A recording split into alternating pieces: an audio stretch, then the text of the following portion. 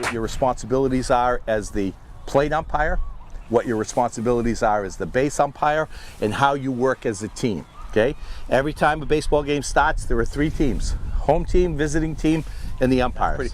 And that's the last thing you want, is to have 2 different. It's bad enough if you're both in the same spot and you have the same call, because it should just be 1 umpire, 1 play, 1 call. Okay? So that's why we're going to work on that. But the worst possible situation is having 2 guys, one banging somebody out, the other one calling somebody safe. So that's what we want to absolutely avoid. All right. We're going to start with plate mechanics. Okay, we're going to start with how we call balls and strikes. Okay, how we call fair and foul. All right. So you're going to be using a bubble, what we call the bubble. Okay, so you're going to hold that in your hand this way. And you're going to use this to protect yourself, but you can't use it to block your vision, guys, okay? So it's got to stay down.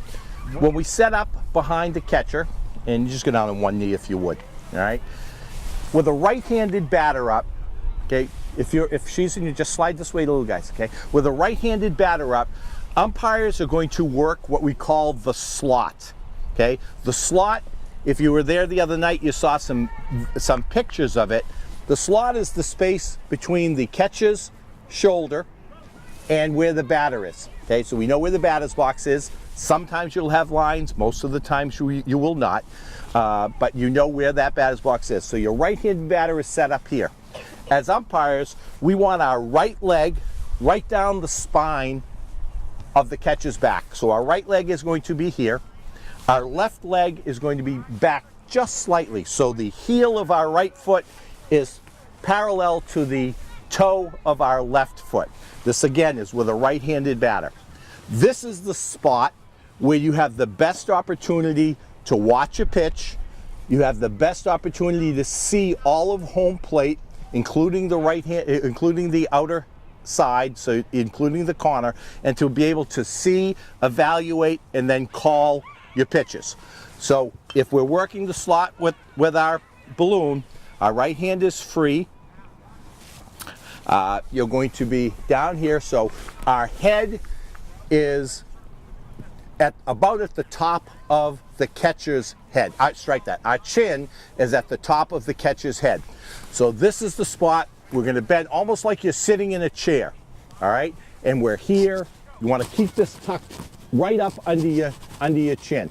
All right, because this is going to give you some protection. Our hand can either be behind our leg, okay, wherever it's comfortable for you. You just want to keep it protected. This hand is going to be protected because you got your balloon.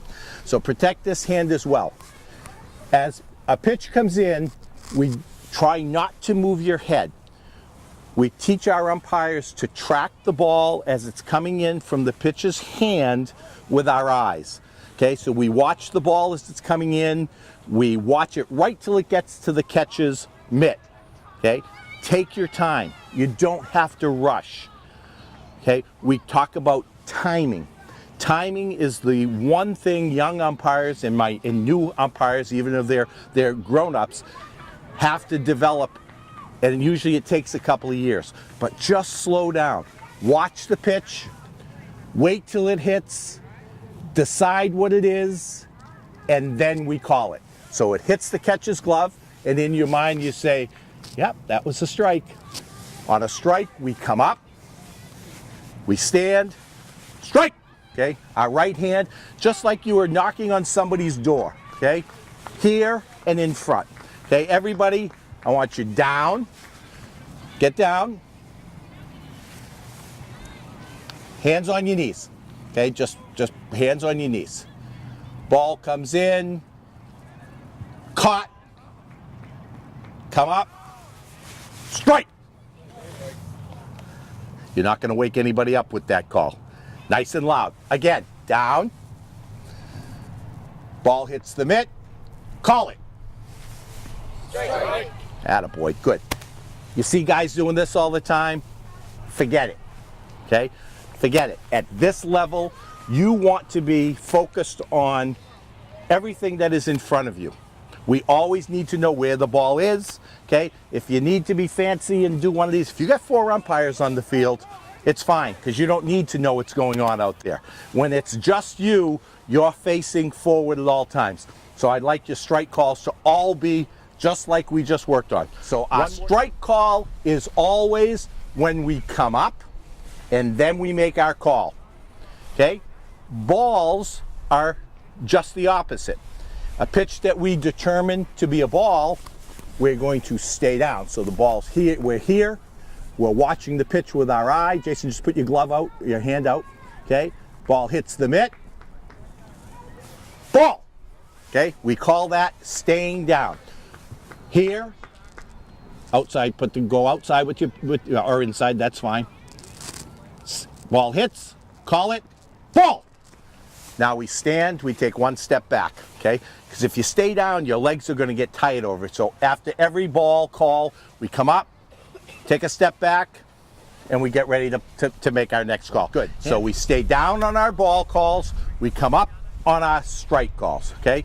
Let's do, now listen, strike three calls at this level, you do not want to embarrass little kids. You don't want to make them cry, and it happens sometimes. You're doing 7, 8, 9-year-olds, I assume. Jason, am I correct? Okay, there's no need for an emphatic punch out of an 8-year-old kid in Little League, okay? When you get a little older, and you want to come take the test and you want to have some fun, because that's the enjoyable part, and we can really give it a good one, okay? Just your normal strike three call, okay? Strike three, okay? Just so they know they have to sit down, but don't bang them out, don't embarrass them. You don't have to punch them out at this level. It's just not necessary. Always our right hand, okay? Whether you're left-handed or right-handed, all our call, everything we do as umpires is going to be with this hand, okay? Strikes, outs, all with your right hand. Using this, you're not going to have much of a choice, because you're certainly not going to be lifting this up in the air, okay? So whether you're lefty or righty, all of your calls are going to be made with your right hand, okay? Everybody good? All right, now let's do with this. I don't know how we're going to do this. Okay, so foul balls, okay? A ball that goes into foul territory rolls before third base, a ball that's hit out of play. If a ball is all the way back to the backstop, if the ball is way over the fence, we don't need to yell foul, okay? Everybody that's watching the game knows the ball is foul. The closer the call, whether it's a ball, strike, safe, out, fair, or foul, the plays that are very close, it is up to you to make sure that everyone knows what it is, because they need to know what to do as a result of your call. So a ball that's right over the first baseman's head, that is within 3 or 4 inches of the foul line, okay? If the ball is foul, we need to let it know. And how we do that, again, this is going to be in your hand. Our hands come up, foul, okay? And then we point. Foul, and then we point. Third baseline, same thing. We get onto the line, we evaluate, we see it, foul, okay? And then you point. It's a little difficult with this, but you're going to do it anyway, just so you get into the good habit. All right. This is where you want to get to, and we're going to talk about that when we do our home plate mechanics over here. You want to get to the line on your fair foul calls. All right. Now let's work on some safes and outs. All right. When we are at first base, okay, and I'm going to tell you where you're going to be positioned at first base to make your call, but right now we're just going to talk about how we make that call. All right? The out call is very similar to, what did we just do? To the strike call, exactly. Your out call is very similar to your strike call. So as the ball is fielded, and I'm going to teach you how to follow that ball and where you're going to be positioned. We're just doing the calls themselves right now. So we're going to be, again, this is what we call hands on knees position, okay?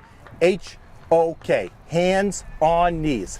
This is how we get, when we get set, you watch the ball, you track it to the first baseman's glove, you make sure it's caught, you make sure it's not popping out, okay?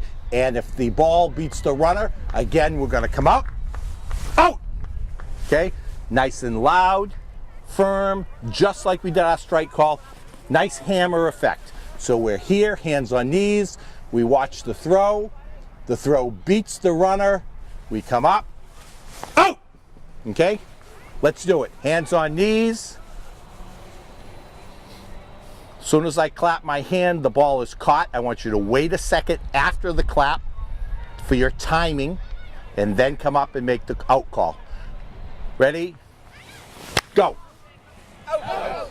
Good. Nice and not here. Just come up nicely, up over your shoulder, and bang it. Okay. Out. Okay.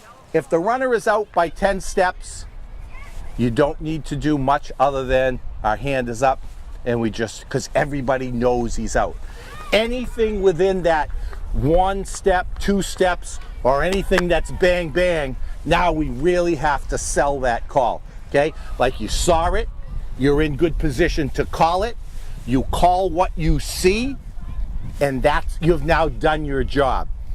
If you are not where you're supposed to be and you're blocked out because you didn't hustle, now you're going to have some issues, and you're going to have to take a little grief from a coach every once in a while. But if you move, if you hustle, if you're where you're supposed to be, you call what you see, nobody should have a problem with you, because you have literally done your job. Let's do it now. Doesn't matter whether it's first base, second base, third base, as the base umpire, or sometimes as the plate umpire, we have to be moving, okay? Okay, we have to be moving. What we always want to remember is, before we make a call, we want to make sure you're what? You've come to a what? Stop. Just yell it out if you know it, because I know you do. You want to make sure you've come to a stop. You don't want to make a call on the run. If we're running, what is our head doing? What's our head doing when we're running? Exactly, it's bobbing up and down. If our head were a camera, okay, and we take a picture while our head is doing this, what do you think that picture is going to come out looking like? What is it? Blurry. Exactly. It's going to be blurry. So whenever we make a call, whether we're going from first, taking a runner into second, taking a runner into third, you're better off getting as close as you can to the play without being on top of it.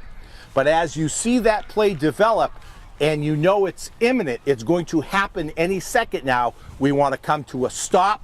We want to get ourselves in our hands on knees position. We're better off with a good angle to make the call than we are with a close distance. You'll hear umpires often say, angle over distance. We're better off getting a good look at the base, at the catch, at the tag, at the slide. You can see it better if you're stopped and still. Then we evaluate it, we see what it is, and we come up and we make our call. Okay? Take 4 steps back. Hands out of your pockets. Okay? Our hands are never, ever, ever in our pockets while we're on the field. Okay? It looks lazy. Our arms aren't crossed. Okay? When we're in between innings, I'm going to tell you what you do. Our hands are either behind our back, our hands are on our hips. Okay? Our arms are not crossed, and our hands are never in our pockets. Okay? You always want to look like you're into the game.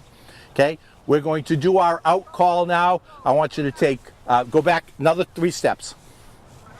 Okay? I want you to take 3 steps. When I clap my hands, take 3 steps forward. Go into your hands on knees set. A second clap, I want you to make your out call. Everybody understand? Okay? Ready? Go.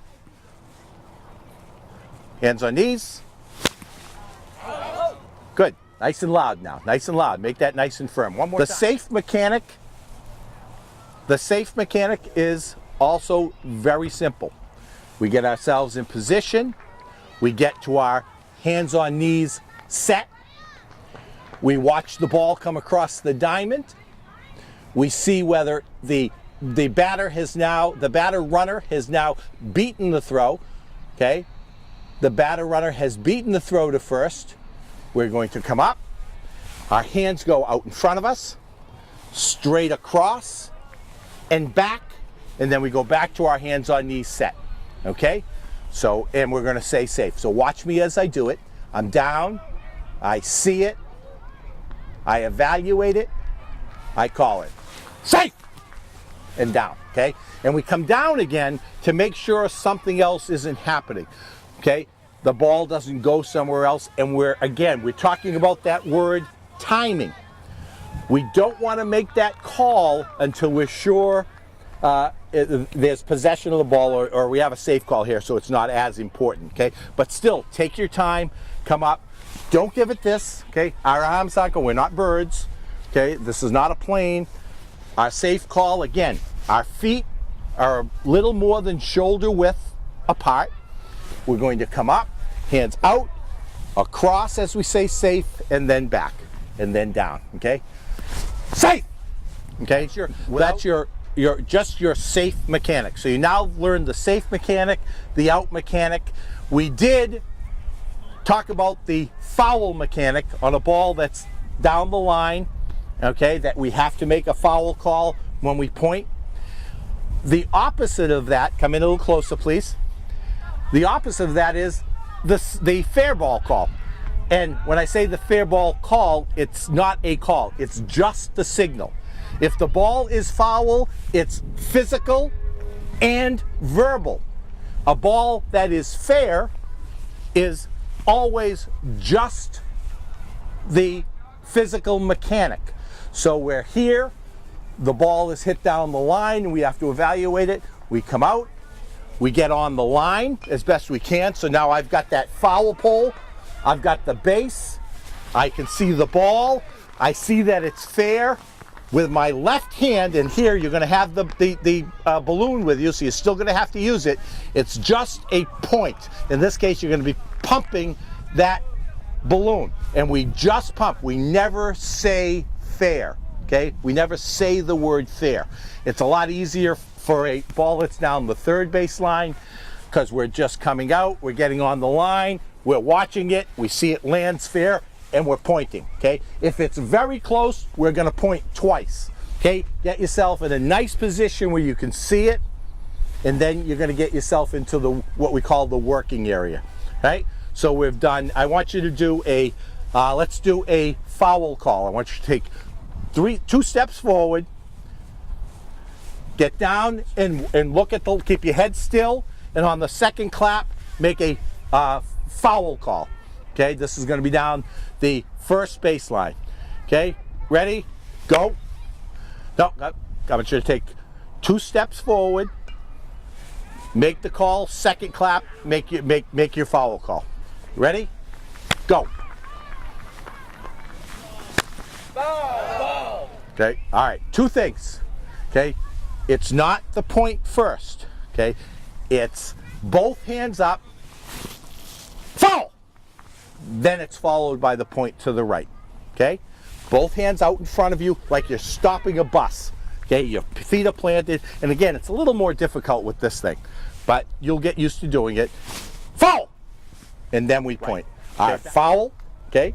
Foul, that stops play, and then we're just indicating to everybody it's on this side. It's foul, okay? Now let's talk about some of your home plate mechanics. Some games you may be working alone. Most of the ones in your league you're going to be working with a partner, okay? And that's good, okay? So you'll have less responsibilities. Home plate umpires' responsibilities are obviously, what are your priorities? Once the pitcher is ready to pitch, our first priority are balls and strikes, correct? Yeah, all right. Just separate just a little so I can see the mound, okay? Before every game starts, before every inning starts, after every single dead ball, that's after every foul ball, every hit ball that goes out of play, anytime the ball is dead, okay, it is the home plate umpire's responsibility to put the ball in play. And this is, you have to constantly think about this because nothing can happen unless the ball is live. We can't get any outs, you can't score any runs, you can't evaluate pitches, you can't get any hits while the ball is dead, okay? So in this particular case, you're gonna have your balloon in your left hand, our right hand is up, Nothing. This is telling the pitcher, we're not ready yet, okay? You look around, everybody's in position, your partner is in position, we're ready to go, okay? Your catcher is down, you look at the pitcher, our palm is up, we close our fist with our point, okay? That's how we start each and every game, how we start each and every inning, and how we put the ball back in play after every single dead ball. Hands up, point, okay? Every dead ball, we have to put the ball back in play. If there's nobody on base and you want to just point, that's fine. Anytime there are runners on base, we want to do it with a point and a verbal call as well. Okay, so your partner knows when the ball is live. Everybody got that? All right. Now, with the balloon, you're going to have to take your mask off with your right hand. Something that we don't normally do, but with that, you have to. So, whenever there's a play developing, try to get in the habit of getting that mask off and seeing the play without the mask on. It's a little more difficult with the hockey style mask, and you can still see. So if you're more comfortable just leaving it on your head, then leave it on your head. Let's talk about what we're going to do now once the ball is put into play as the home plate umpire. All right. The home plate umpire has responsibility for all fly ball catch, no catch calls in the outfield. Okay. On a 60-foot diamond, it is the home plate umpire's responsibility to make the catch, no catch call on all fly balls to the outfield, regardless of where runners are. All right. So what we have to do is, where don't we want to make calls from? From behind home plate. Okay. This is lazy. This is not where putting yourself in the best position to make a call. So if I'm here and I'm in my hands on knees position here behind home plate, I'm ready to evaluate a pitch, and now the ball is put into play and it's a fly ball to center field. All right. With me, I'm going to take my mask off with my left hand, and I'm going to go to the working area to make that call. All right. You again, just get out. Get in a position to make that call. When I say get out, you never want to stay behind the catcher. Okay? What are you taught to do as a catcher when the ball is put in play? Let's say on a ground ball, for instance. Back up what? First base. So your catcher is trained to go that way. These little kids that you're going to be umpiring probably aren't moving. They're staying on two knees. They're going to stay right here. All right? The reason we train our umpires to go to the left, and we call this clearing the catcher, okay? We always clear the catcher to the left side so that you get into that good habit. So when you do have a catcher who is well trained and who is going to be hustling down to back up a throw at first base, you're not going to run into him. This is why as umpires, we never go this way. So my mask is going to come off. In your case, you're just going to have the balloon in your hand. You're going to clear the catcher to the left. You're going to hustle out to here. This is the umpire's working area. It's a triangular spot out in front, and be about halfway between home plate and the pitcher's mound. This is where you want to get to in order to, give me some room, please.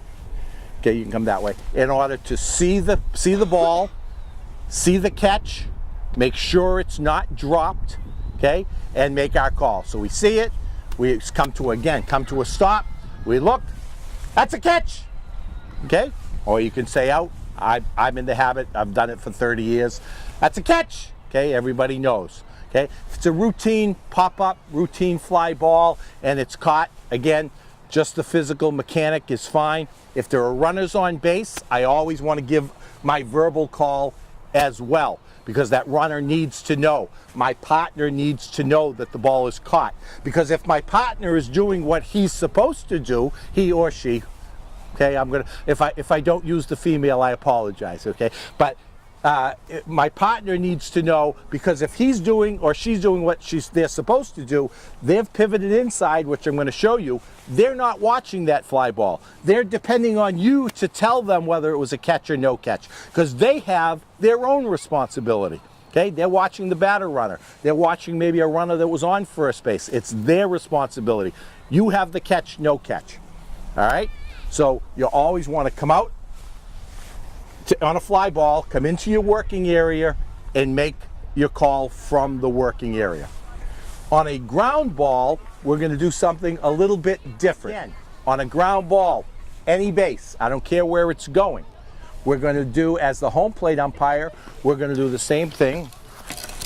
We're going to clear the catcher to the left, so there's a ground ball to the shortstop. My mask coming off. I'm clearing the catcher here.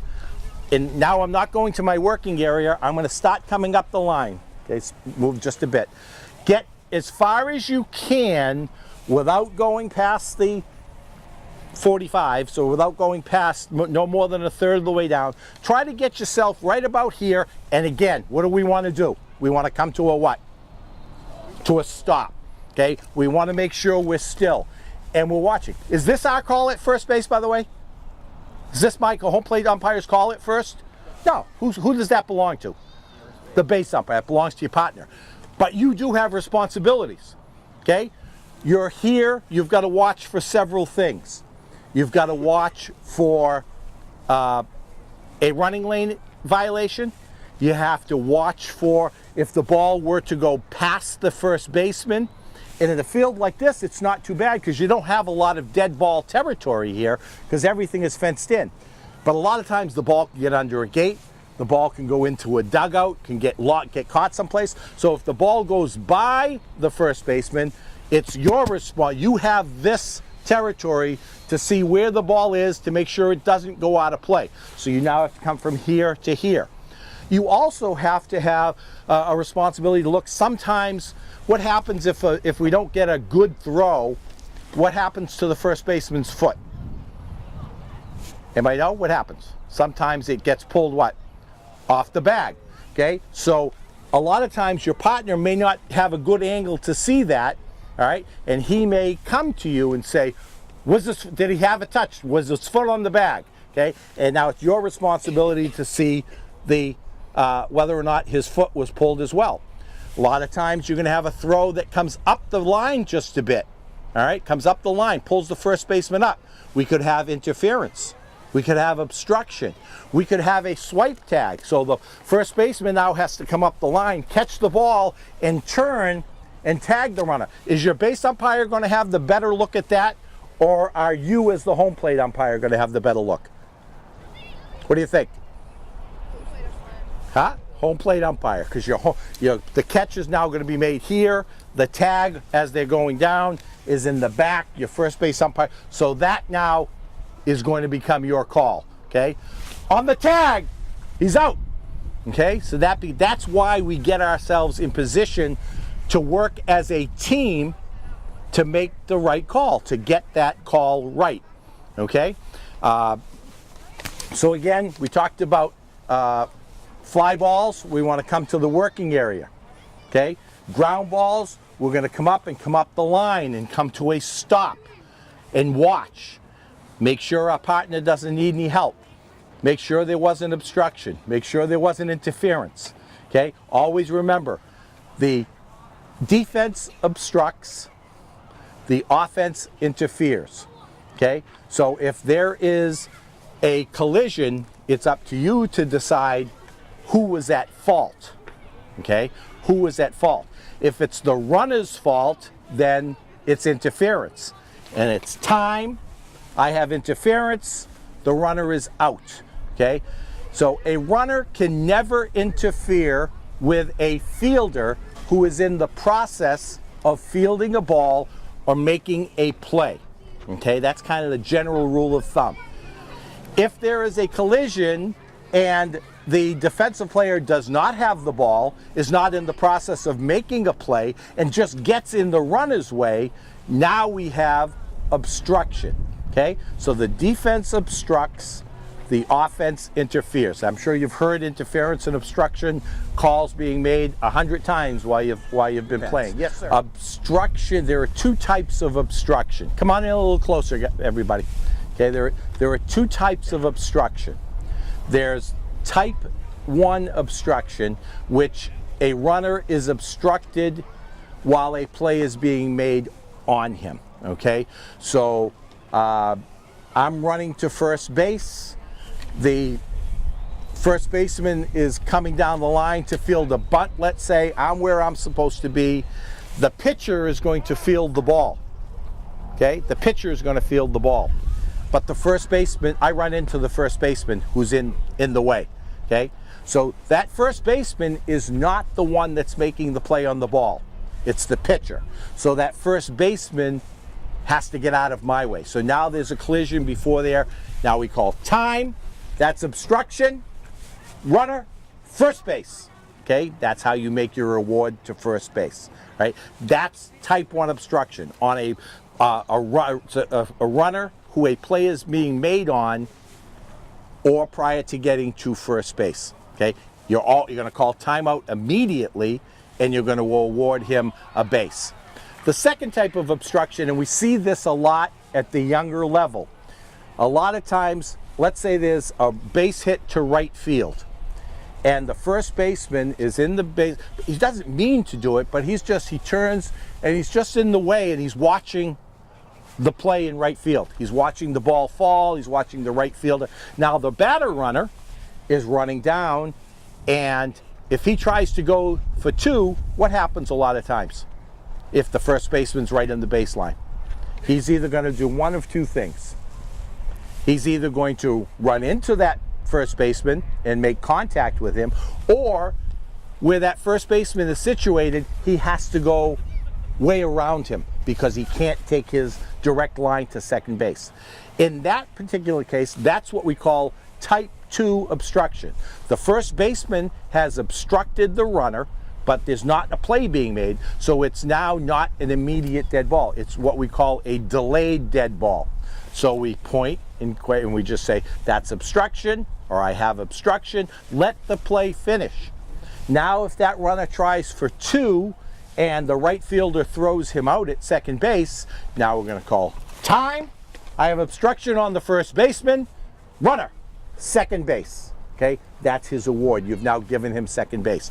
But not for the obstruction, he would have been safe at second. Okay, if he just runs into him and turns around and comes back, okay, you still have obstruction, but you're not going to award a base in that particular case. It's not automatic. You don't automatically get the next base.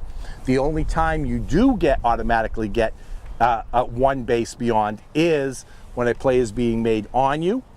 Okay, you're going to get a base beyond the last base that you legally occupied, or if you're in a rundown. Okay, let's say you're in a pickle between home and third, and there's 3 or 4 throws going back and forth between the catcher, the pitcher, the shortstop, the third baseman, whoever happens to be in position. And one of them, after they throw the ball, as the runner is going back to third base, the runner runs right into, let's say, the third baseman who didn't clear. Time, that's immediate. It's a play being made on that runner. I have obstruction on the third baseman, and even though the runner was heading back to third base, we are going to award him the next base.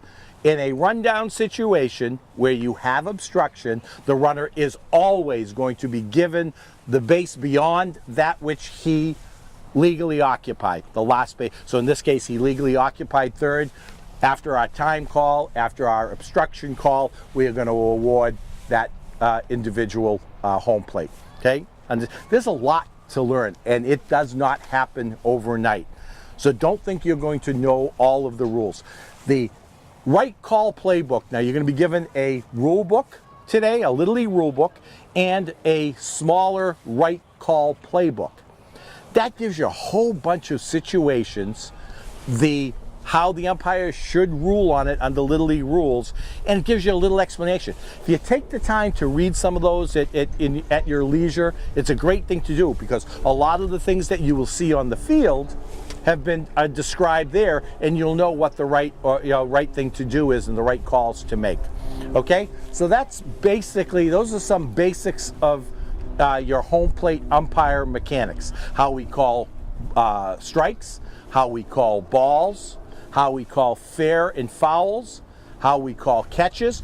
The other thing I didn't talk, let's say when we go out to make that play as a line drive to the center fielder, and now we don't have a catch, but we have a trap. All right, that's just like we have fair, foul, safe out, we have catch, no catch. Okay, and if he comes in and the ball hits the ground and he traps it and he just scoops it up, now again, everybody needs to know what that call is. Your partner needs to know, the base runners need to know, the batter runner needs to know. Okay, so now it's no catch, no catch. And that one does have to be loud. You have to make that so that everyone knows they need to do something else. Center fielder needs to know he needs to get the ball in. If there was a runner on, he needs to know he needs to advance to the next base. The batter runner needs to know he needs to get to first base. Okay? So you're going to make that call. Okay, if it's a catch, we're coming up just like our out call, catch or out. And if it's not, we got to make sure we let them know. And it's with a little step in front and a safe sign. No catch, no catch. Okay, and we let them know that. Yeah, we let them know nice and loud. All right, let's go over to first base now. We'll do some base work. Your brush, it's going to be in your bag. It's going to probably be behind your balloon when you're at home. Whenever we're cleaning home plate, we always call time. Never want to clean home plate while the ball is live, okay? Because something can happen, and it always does in Little League. So we call time, we turn, if this is home plate, our back is always to the pitcher, to the pitcher's mound, okay? Again, Brett, and just this way, clean home plate, step back around, put your brush away, okay? Never clean home plate from the catcher's side. Always clean home plate from the opposite side. Always call timeout when you do that. Okay, everybody good with that? All right, so now base umpire.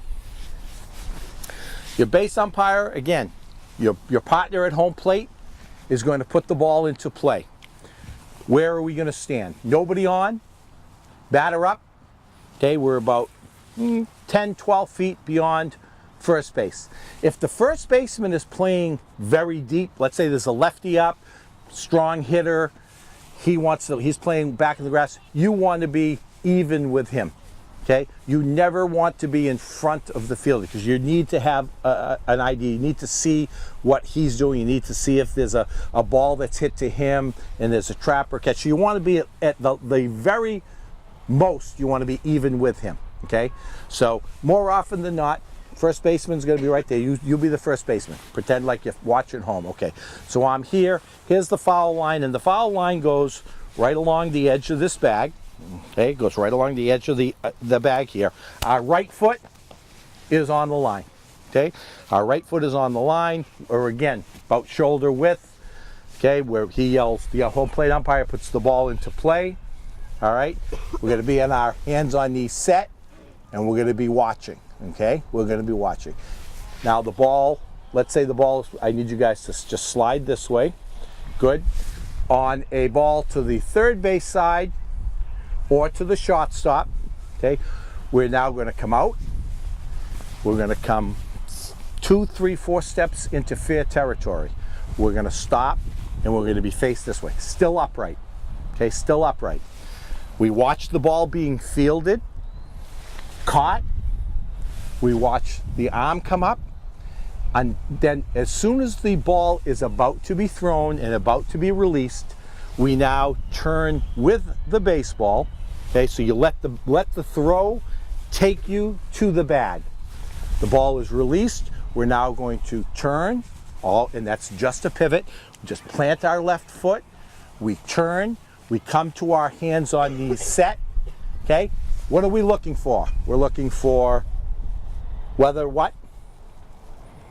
The ball beats the runner, whether the runner beats the ball, whether the first baseman has secure possession of the ball, okay?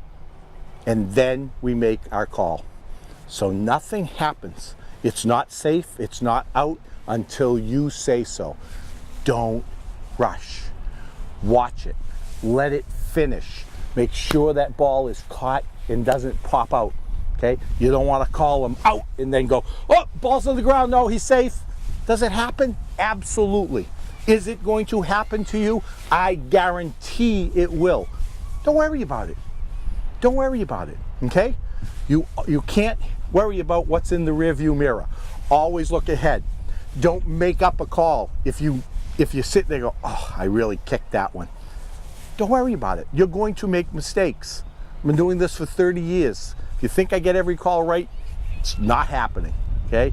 You're gonna have really good nights, you're gonna have okay nights, and every once in a while you're gonna have a bad night. You just have to forget it. Plain and simple. And don't make up calls, okay? If you say, oh, I really kicked that. So the next close one, you automatically give it to the other team. It's not how we do the game, okay? Each and every play is a play on its own. Each evaluation is an evaluation on its own. You make the call as you see it. As I said to you, if you put yourself in position, you're stopped, you watch it. There are some plays we call bang bang plays. The ball gets there, the runner gets there. It's so close.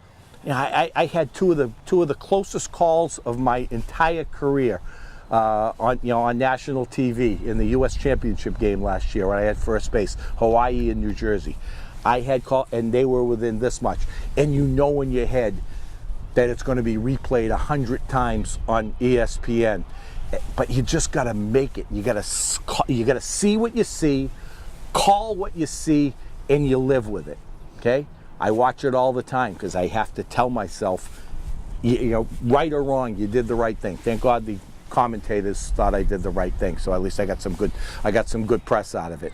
But on a bang bang call, everybody that's on that side of the dugout, in those chairs, mom, dad, brother, sister, grandma, grandpa, everyone on that side is going to see one thing. Everyone on this side is going to see the exact opposite. Because as fans, as coaches, as players, we're looking through what we call rose-colored glasses. On a really close play, you want it to go your way. You really feel it should go your way. But as the umpire, you can't do that. You have to put yourself in position, you call what you see, and you live with your call. Like I said, you've put yourself in a good spot to make it, you've come to a stop, you call what you saw, nobody can ask anything more of you other than that, okay? So now, ground balls to the second baseman, a little bit different because sometimes the ball is going to take the second baseman here, so we're not going to be able to get out that far. All we want to do here, don't want to be in the baseline, but you want to come out a little bit wider. Watch the ball again. If it's fielded over here, this way you still can watch the ball. You can let that ball take you to the base. You still put yourself in a good spot. You can see the first baseman's foot on the bag. You listen for the ball hitting the glove. We watch the runner's foot. Okay, so that's kind of mechanically what we do. You see the throw, you face it, you listen for the ball hitting the glove. You're watching the foot hit the bag. If you hear that ball hit the glove before the runner's foot hits the bag, you know you got an out as long as it's caught. So now our eyes glance up because we're watching, we hear it, we see it, we make sure it's caught. Now we come up, out, okay? Mechanically, that's exactly how you do it. That's a slow process. The only time you're going to take make a call from foul territory is a ball that's hit either right down the line here that the first baseman's going to field from this side, or if the second baseman is coming way over in the hole and it's good. Now we call that pressure. You call it because you now have pressure from the fielders. You can't get into fair territory. So now you need to step back a step into foul territory and make that call from here. But it's very, very rare. You don't want to make calls from foul territory. 99% of your calls should be made from fair territory. Okay? To the line. All right. You're gonna do one safe, one out. Back up a little, too close, too close, too close. 10, 12 feet, good. Okay, watch it. Ground ball to the shortstop. Watch, turn. Call it. Out. Excellent. Go ahead, go. When I say the pivot, we plant the left foot and we turn, we let the ball take us to the base. We do that by really just planting this left foot right on the ground, let the ball take you. Now you come hands on set, out. Okay, it puts you in a perfect position to make that call. We're watching the foot, and then our eyes come up just a bit to make sure we have secure possession of the baseball by the first baseman. Okay, ready? Ground ball to the shortstop. Watch it. Pivot. Call it. Out. Excellent. Again, come up. Don't make the call while you're still down. We want to come up. Sometimes it's easier with our left hand. If our left hand is tucked in here a little bit and we come up with our right hand, out. Okay, it's that hammer. We want to give it a nice firm call. Out. Okay, just like that. All right, ready? Ground ball to the shortstop. Watch it. Pivot. Call it. Out. Excellent. You started, right? All right, now we're going to do a safe call. Okay, ground ball to the shortstop. Watch it. Pivot. Call it. Safe. Ah, wow, yeah, there we go. We're not American Airlines. Okay, we're not American Airlines. Get rid of this. It's going to be, that's why our knees, our legs, our shoulder width, we come up, our hands go right straight out in front of us, right across. Safe. Okay, and then we come back down. Make sure we have possession of the ball. Go ahead. Ground ball to the shortstop. Go. Turn. Watch it. Call it. Safe. Good. Okay, bang, bang. Ready? Ground ball to the shortstop. Pivot. Call it. Safe. Again. Safe. Yeah. Safe. Safe. Okay, bang, bang play. You want to make sure everybody knows. I got it right. Okay? I got it right, so you got to sell it. It was so close. The runner just beat the throw. We want to let them know. I know it was close. Okay? I don't want any argument from everybody else. Safe, safe. Okay? You let it. You sell that call. The closer the play, the louder you are, the more sure you are of your call. If it's like safe, like I think he might have been, all right? That's what you got to sell it. You're in charge. Go. Ground ball to the shortstop. Pivot. Sell it. Call it. Safe. Safe. Attaboy. Ground ball to the shortstop. Pivot. Okay. See what you're moving still. You got to get there. You have to stop. You have to pivot. You don't want to start your pivot while you're still moving. You got to hustle from your spot. Get back in foul territory. Hustle to your spot. Okay. Go. Find it. Stop. Pivot. Call it. Safe. Good job. Good. Okay, so there are your ground balls, okay? And I told you, if it's on to the second base side, we're not going to come out quite as far. You always want to put yourself in a position where you have a good angle. You try to get to a 90-degree angle if you can, okay? Because you want to see the ball, you want to see the foot, you want to see the catch. But put yourself in a position. You can't be here. You don't want to get in the runner's way, all right? Because then there's going to be collisions, either you, the fielder, or the runner. So you got to get yourself out in a position. Now, base hits, fly balls. Okay, base hits and fly balls. Right. So same thing now, only now it's not a ground ball. Okay, so what do we do as the base umpire when there's either a fly ball or a base hit? We'll do a fly ball first. What's your partner going to be? What's the plate umpire's responsibility on a fly ball on the 60-foot diamond? Who's got the catch, no catch? He does, right? Plate umpires. So that's not your call. So you're not going to just stand here though, because the ball could be what? Dropped. Yep, exactly. So you have to move. Soon as the ball leaves the infield, okay? Soon as the ball leaves the infield, you have to go inside.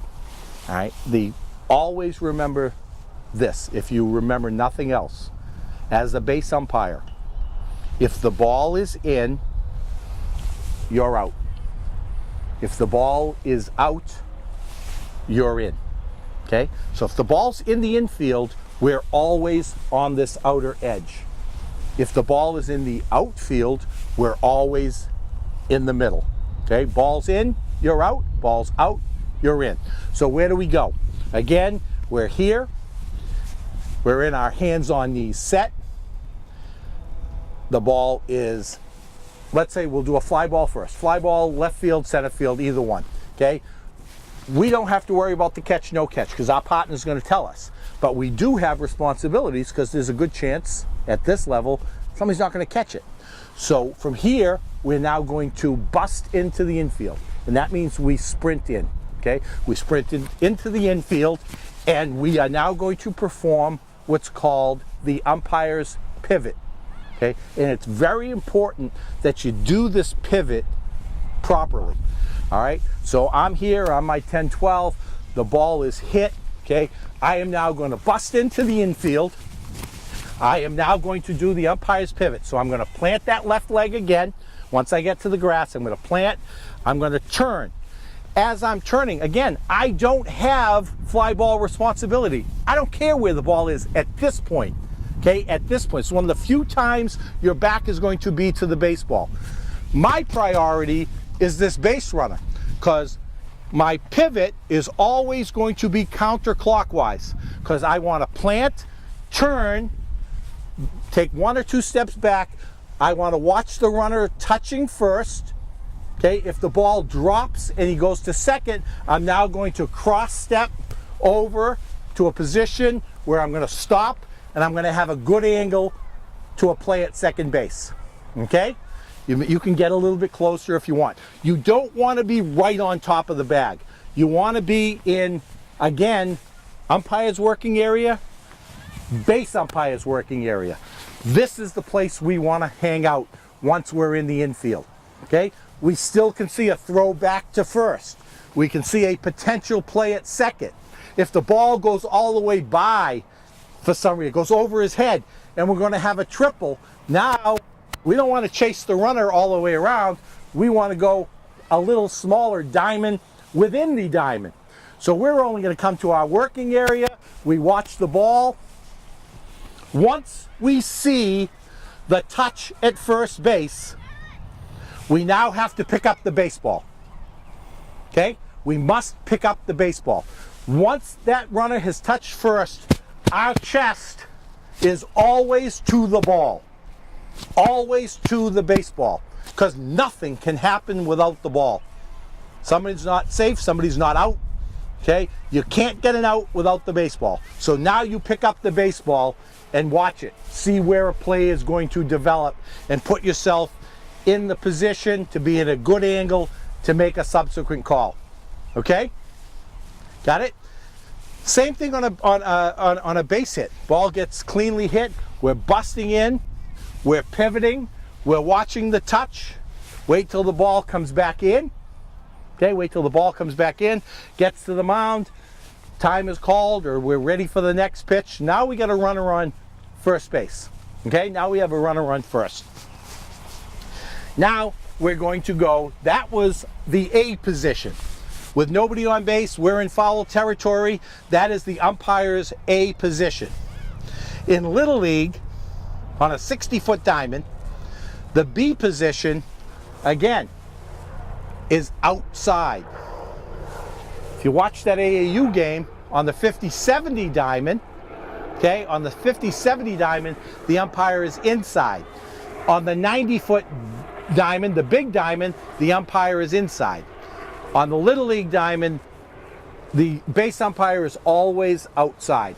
Okay, so in B position, we're here, about 10, 15 paces to the first base side of second base, about 8 feet deep.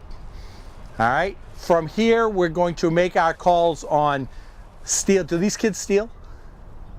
They do have steals, but they can only go one base. Okay, right? So now we have a steal. What is your responsibility here?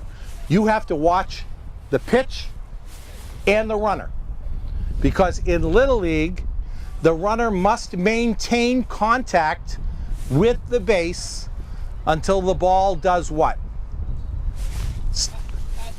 Passes home plate. Wrong.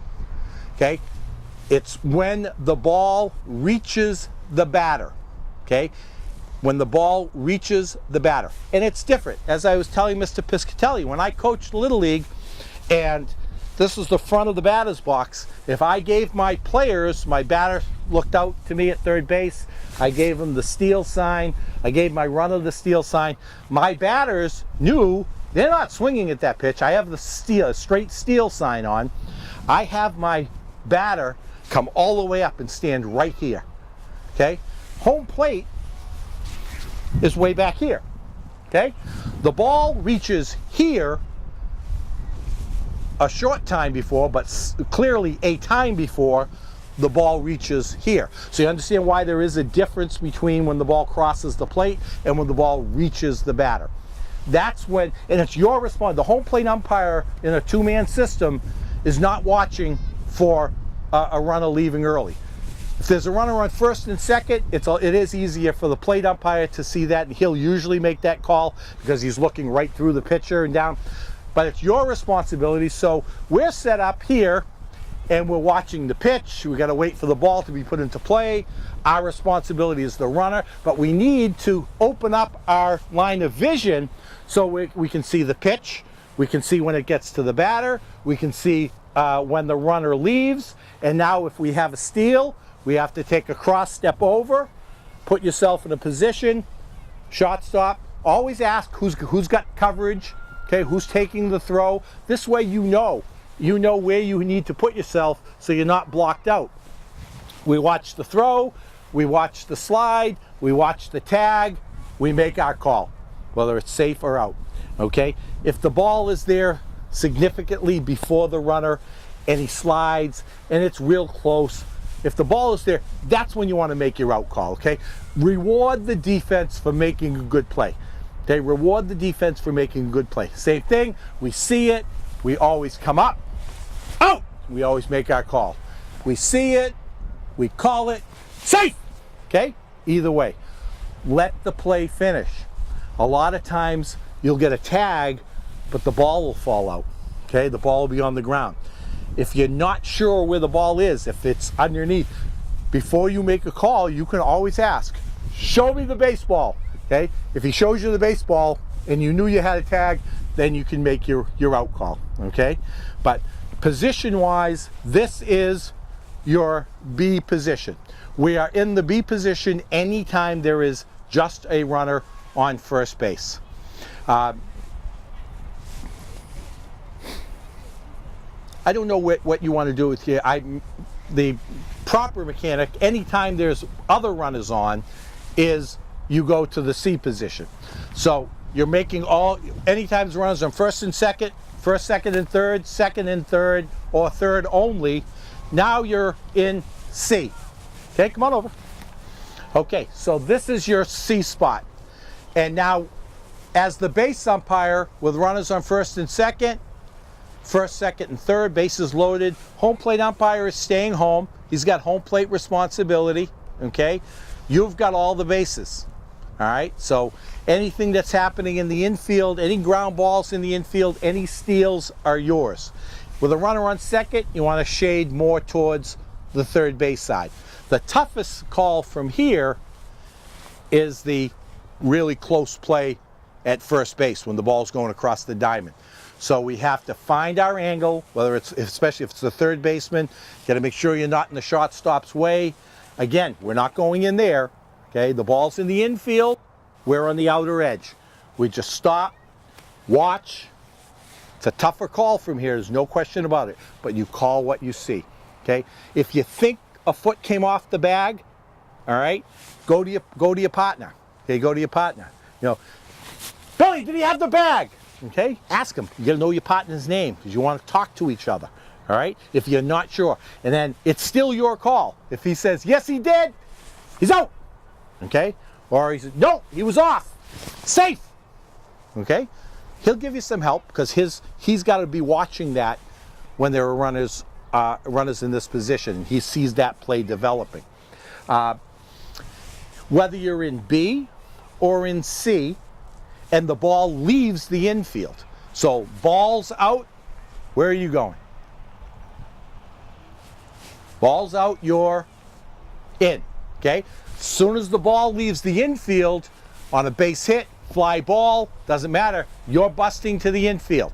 Ball leaves the infield, again, we're gonna come with a hard jog, we're gonna get to the lip, we're gonna pivot and pick up the baseball and pick up the runners. We get to our working area, right where Jason is now. That's your working area, okay? Now the field opens up nicely to you. We chest the baseball. If it's in right field, if it's in left field, if it's in center field, the ball is now, don't anticipate where it's going to go. You as baseball players, forget what you know, because you know where the ball is supposed to be thrown.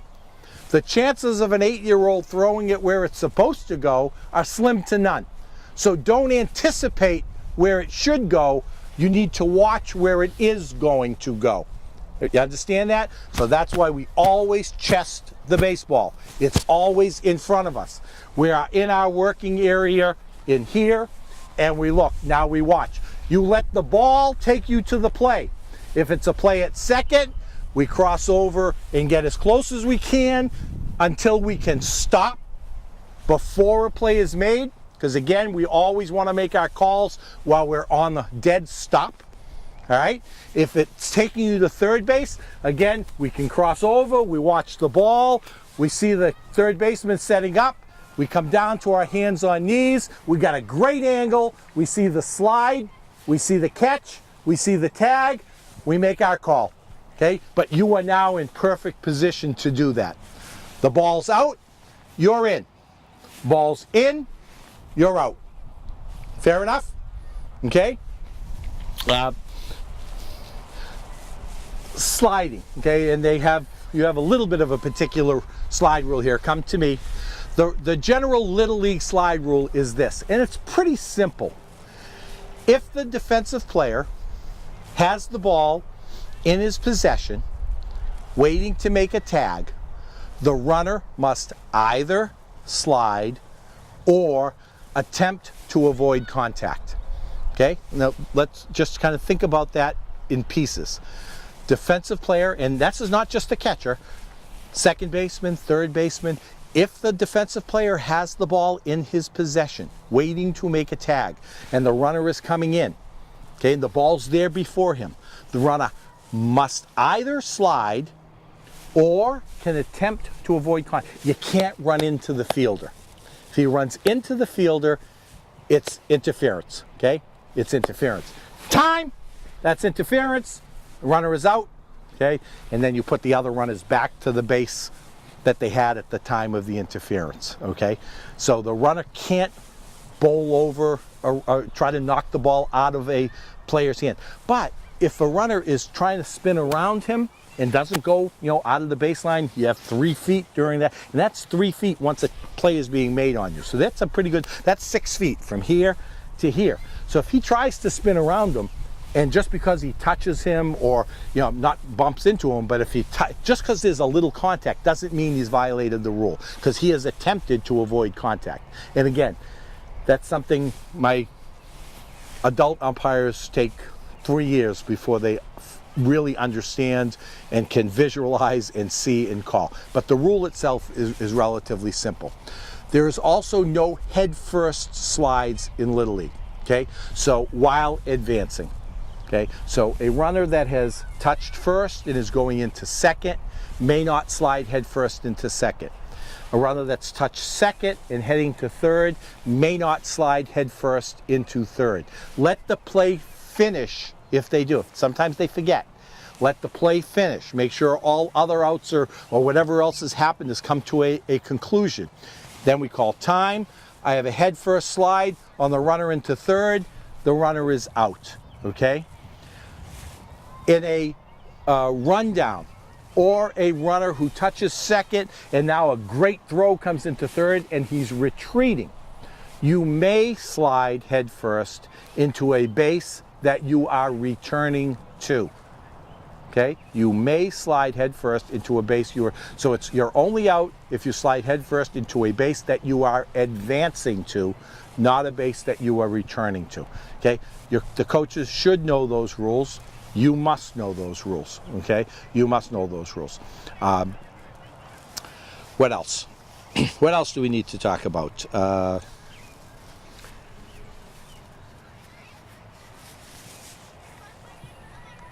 They don't use the infield fly at this level? No, correct. So you don't have to worry about, the infield fly rule or calling the infield fly rule. Let's talk just real quick about signals with your partner. Okay, so you're both on the same page. Your base umpire's at first. You're behind home plate. The home plate umpire isn't any more important. Okay, this is his game. He's got the plate in this game. You're going to have times when you have the base. You're going to have times when you have the plate. Before you guys start the game, talk to each other. Okay, make sure you're both using the same, the same signals, so you understand. You don't have to yell at each other as to what the situation is. Why do I say that? Because it keeps you in the game. So again, there's no infield flies. You don't have to worry about that. But just outs. After an out is made. All right, after an out is made, the home plate umpire is just going to step out to the side a little bit, make eye contact with his base umpire, and he's going to point. Just hold that finger, point one finger down, okay? Base umpire is going to look at him, give him a little nod, and point one finger down. So they both understand there's one out right now, okay? The two outs, okay, he's going to come down, two fingers down, so two down, two outs. Everything the home plate umpire does, your base umpire is going to mirror back to him, okay? It's going to mirror back to him. There are times when you have to understand that when an out is made is going to be very important, okay? We call that a time play. So let's say there's a runner on second base, and anytime there is a runner on second base with two outs, okay, you and your partner need to know that the potential is there could be a time when that runner is coming home and the batter runner may be going to second, okay?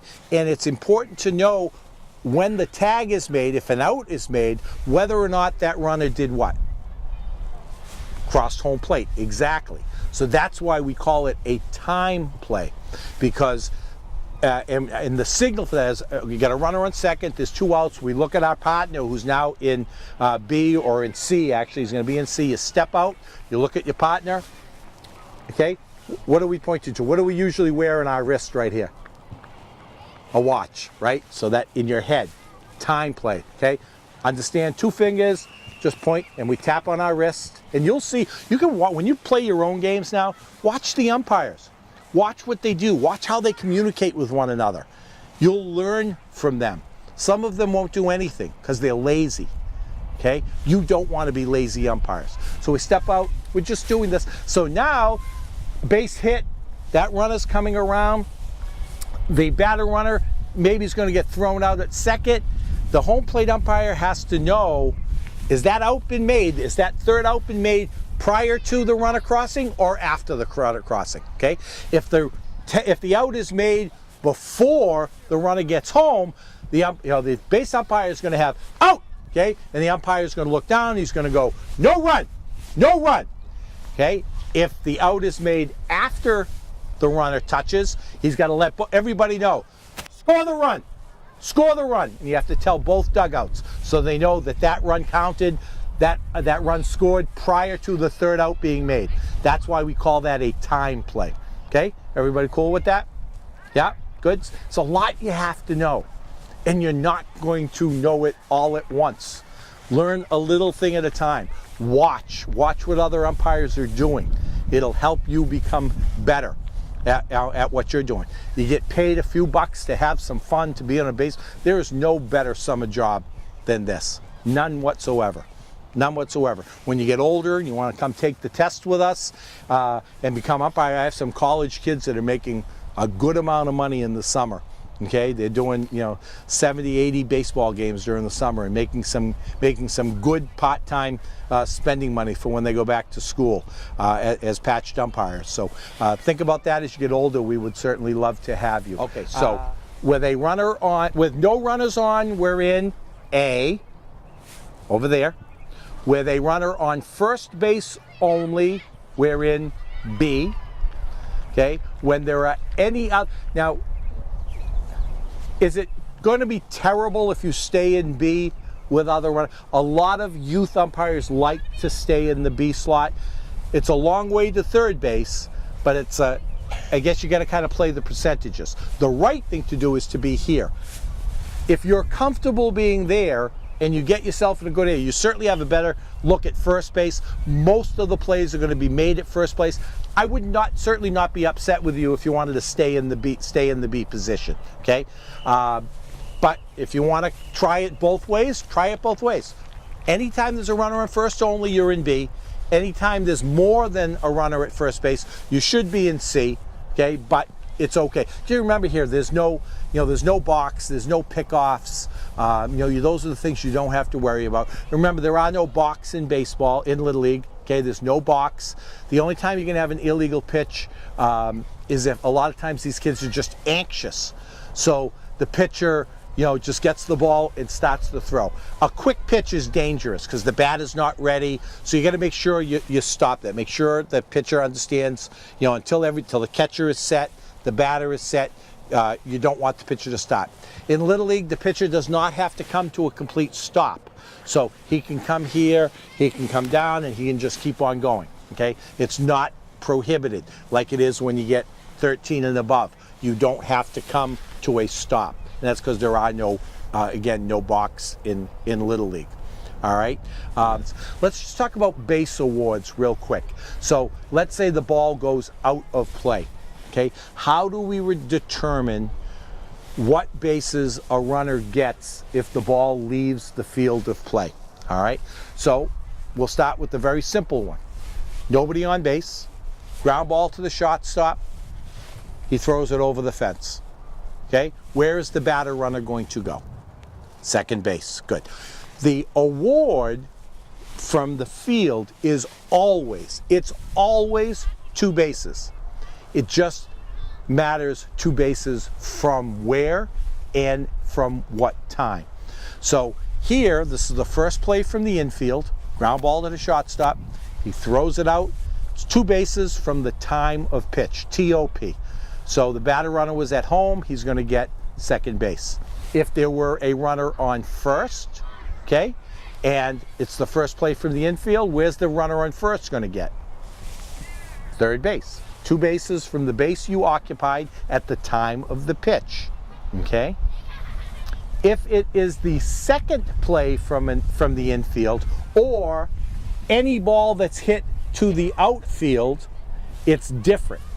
It's always still a two-base award, but now there was a runner on first. The right fielder fields the ball, or the center fielder fields the ball, and he's going to try to get the runner who's going into third, and he throws it over the fence. Okay? It's two bases from the last base occupied at the time the ball left the outfielder's hand. So you're in your working area because the ball left the infield. You busted into your working area. You've stopped. You've picked up the baseball. You're watching the runner. You now know whether he had second base at the time of the release, or he was a strike that. He didn't have second base at the time of the release, or he had already touched second and was on his way to third when the ball was picked up and let go. And there's a difference, because had he not had first base at the time of the release, where is he getting? If he did not have second base at the time of the release and the ball went out over the fence, what base is the runner that was on first getting? Third. Two bases from the time of the base you occupied, okay, at the time of the release. And the last base he occupied was first. He hadn't gotten to second. Now, a ball that's hit a little more in a gap, he's already has second base. Now the center fielder picks it up, and he guns it over the fence. Now he has already acquired second base at the time of release. Now what are we awarding him? Home plate. Time! Ball's dead. Runner, home plate. Okay? Runner scores. Right? You got to let him know. Firm, loud. You're in control.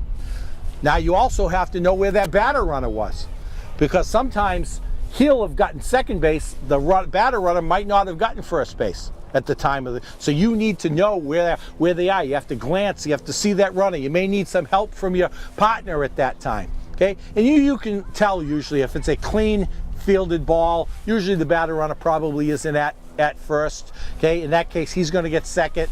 The runner who touched second, he's going to get home plate. It's always two bases, but the difference is from the time of pitch or the time of release if the ball's in the outfield. The only exception in the infield is when I said before, first play from an infield, the second play from the infield, it's the same rule as the outfield. So what do I mean by that? Runner on first, ground ball to the shortstop. Where am I going? Who am I throwing it to? Runner on first, ground ball to the shortstop. Where am I going with the ball? Second base. I'm going to try for a double play. Okay? First play from the infield is my throw to the second baseman. Second baseman now catches the ball, and the runner's either out or safe. He then tries to get the batter running. He wants to turn the double play. He turns, and now he throws the ball over the fence. So now we have what? The second play from the infield. So the rule now becomes the same as the outfield.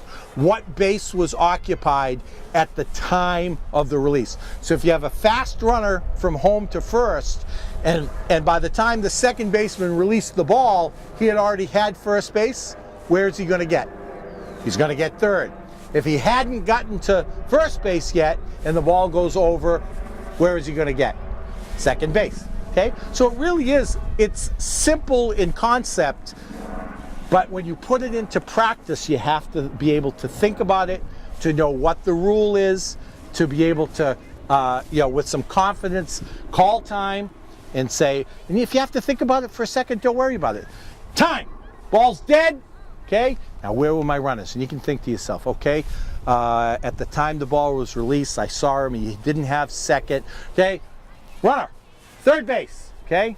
Or he did. Runner, home plate, you score. Okay? So that's your call. You make it. But in order to do that, you need to know what the rule is. Okay? There are lots of them. And you'll learn them by getting them wrong as time goes on. We always learn best by our mistakes. Okay? But as long as we learn from them, we become better at whatever we're doing. All right? Mistakes make us better, and you're going to make them. Don't let them bother you. Don't get discouraged by them. Okay, I told you, you're going to have some really good games, some mediocre games, and some bad games. Put the bad games behind you and take the good games and say, wow, this is what I really felt comfortable with tonight. This is what I did well tonight. My strike zone was really good tonight. Okay, and strike zone, for you guys that were not there the other night, I have a very good visual as far as what the strike zone is. 17 inches from here to here. Okay? Baseball, yeah, let's say 3. We'll give it an approximation. Okay? Any part of the baseball touches any part, crosses any part of home plate in the strike zone, it's a strike. Okay? So we have 17 inches. We have 3 here. We have 3 here. So how much territory are we talking? 21. 17 plus 3 plus 3. Oh, come on, you got to be able to do this. 23. There we go. Okay, 23 inches. That's pretty good size. Okay, that's left to right. Okay, that's left to right. A lot of these kids are going to be tiny. They're little. Okay, their coaches are trying to teach them the right way. All right, so don't make them chase pitches that are over their head or at their nose and above. Okay, because you don't want them swinging. Their coaches don't want them swinging at that. But you can't make your strike zone so small that you're going to be here all day and all night, because that's sometimes you want the kids swinging. So if you're going to give them the pitcher a little bit of an advantage, give it to them this way. Okay, give it to him. So now we may want to come one more ball outside. Okay, may want to come to 26 inches over here. May want to come another 3 inches to this side. Again, not too much. Anything that's from the bottom of their knees to right above their letters, at this level, you should be calling strikes. Okay, you want them swinging. Nobody likes walks. Nobody wants to see 10 walks in a baseball game. You want the pitchers throwing strikes. You want the batters putting the ball in play. Fielders having an opportunity to make a play at first, second. Then everybody gets excited. Now people are having fun playing the game. Okay, and you're a big part of whether or not that is going to happen. Don't make a mockery out of it. Again, nothing over their heads, nothing that bounces on the ground. Okay, but have a liberal strike zone so that the kids are swinging. You call a few kids out on pitches that are over here, now they're gonna know. They know, geez, we gotta, guys, we need to get up there and swing at that. If it's a tiny bit outside, you gotta go get it. And the coaches will tell them that, okay? The coaches will tell them that. So again, your strike zone is where a batter's normal stance as he's hitting the baseball. So if somebody's up here like this isn't their strike zone. It's it's where they would be at the time when they're swinging at a pitch. Okay, so if they're here, now the strike zone is going to be from here to here and here. Plenty big enough. Plenty big enough, okay? And again, don't embarrass 7, 8, 9-year-olds with an emphatic strike 3 call. Just, strike 3, you're out. That's all. Don't go crazy. We don't want kids crying. We don't want kids going off. When you get older, when I do your games, I don't mind banging you out with a good one, okay? Because you're old enough, you can take it, and it becomes more fun. That gives us a little bit. We put a little bit of our own imprimatur on our game, okay? I told you before, when you're making strike calls at this level, when you're first starting, I would prefer you not doing this. Okay, and you'll see a lot of umpires do that. But when you do this, your head is going this way. And that means you're not watching what's happening out here. For now, for the beginning, I'm going to tell you, I think you should just like I talked to you before, make your calls while you have this whole field in front of you. You're watching everything that's going on. Okay, we're coming up. Strike! Okay, we're staying down. Ball! Okay, take a look at your indicator. Okay, yours is a little different than mine. Okay, again, with the bubble, using the bubble, this is now going to go in your right hand, which is against everything that we teach. But again, I haven't used the bubble in 27 years. So your indicator is going to be in your right hand. All right, look down where the balls are, the strikes are. What you need to do. Okay, when you go home, when you're at your house, when you're watching a Red Sox game, okay, you're watching a game on TV, keep your indicator with you on the couch while you're watching the game. See where your balls are, where your strikes are, where the numbers are, 1, 2, 3, I don't know what yours have, whether they go to 4 on balls and then go back to 0. Do they? Yes, and 3 on strikes and then go back to 0? Okay, see the bottom one where it has innings? Don't worry about it. Don't touch it. There's no need for you to keep innings. The coaches will do that. I'm not a fan of indicators that have innings on them. It's not our job. Okay, it's not our job. Balls, strikes, outs. That's what you need to know. What I would like you to get comfortable with is with your hands knowing where the strike is, okay, where the ball, so that after each and every pitch, you don't have to do this. Okay, after every, you don't have, and then move it. Are you going to do that at the beginning? Absolutely you are, okay? But if you're looking here, where are you not looking? On the field, okay? So try to get comfortable with your indicator in your hand so that you can know when you got ball 1, strike 1, ball 2, and do it without having to look at it. So as you're watching the Red Sox, as you're watching a game on TV, and you see the umpire making his call, keep this down by your side, and just move the ball, move the strike. click the outs, go back to 0 when a new batter comes up, and try to get to the point where you can do that without looking at it. And then at the end of the at bat, when some say, okay, did I get that right? Yep, what did I do wrong?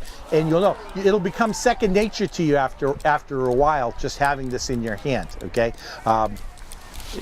Get later on, and we're not using that bubble anymore. We'll teach you that when the time comes. But for now, just get very used to doing this. How do we give the count?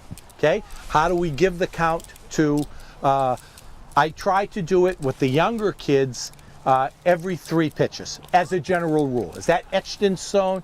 No. Okay? So there's been, there's no balls, no strikes, okay? There's no balls, no strikes. It's here. This is not a full count, by the way, okay? This is no balls, no strikes, okay. So 3 pitches have now been thrown. First 2 pitches a ball, then he throws a strike, okay? So we're gonna give the count. We do that out in front of us. Our left hand is, okay, and again, with the bubble, it's a little different now because you're not going to have that. So you're going to just do it verbally. But every 3 pitches, you're going to come up, you're going to stand, we're going to go 2 and 1, okay? Counts 2-1. 2 balls, 1 strike. Balls are always first, strikes are always second. You'll watch umpires doing it, and we do that with our hands again. With the bubble, you can't, but it's always out in front of us, okay? 2-1, okay? 2-1. 3-2. Okay, no balls, 2 strikes. Again, with the bubble, you're going to have to verbalize more than doing it with your hands. So the kids need to know what the count is. The defensive players, the coaches, everybody wants to make sure. Your partner needs to know what the count is. So make sure you keep that. As the base umpire, you should use the indicator as well. Okay, as we get older, I don't let my base umpires do it from high school on. But in Little League, I do, because it keeps you in the game and make sure you're, and if you as the home plate umpire lose the count, sometimes you can look at your partner and you don't want to ask him, and just tap on the top of your head, okay? I lost the count, can you let me know what it is? And as the base umpire, all you do is look at your partner and with your fingers at your chest. 2-2, 1-1, 1-2. Okay, and then the hopefully I'm okay. 1 ball, 2 strikes. Okay, try to do it about every 3 pitches. That's a good rule. Always do it when the count is full. Okay, always do it. Always give the count. Okay, it's a full count.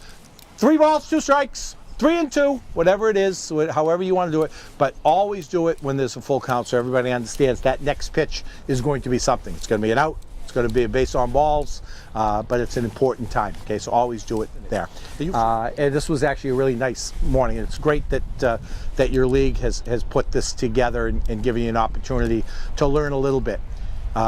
Every time you do a clinic, every time you go to a class, every time you read a book, if you learn one thing that makes you better at what you're doing, it's been a successful day. Okay, I've gone through an awful lot of material today. Okay, try to absorb as much of it as you can. There'll be an opportunity to rewatch this, and they'll tell you where you can do that, so you can go back and look and say, geez, was I right in the right spot in that situation? And maybe this will help you to do that as well. Last opportunity for questions. Anything? Rules, mechanics, anything else? Positioning, calls? You did a great job. I appreciate the attention that you've given, and I hope you have a great season. I will come down every once in a while with Jason. I'll watch a couple of your games. I'll give you some pointers afterwards. It'll always be constructive criticism, okay? Criticism is not always bad. It's not a bad thing. We learn by someone telling us the good things we've done and the things we need to work on, okay? That's how we get better at everything we do in life. All set? Great job. Nobody has a bat in their hand in the dugout or anywhere else unless they're at home plate with you, and all the bats must say USA Baseball on them. Okay? Again, I'm going to think of 50 things when I leave, and I know you're freezing. And like Tom said, it's a lot of information to absorb. So one thing that's going to help you out is the blue book you have in your hand. It's make the right call.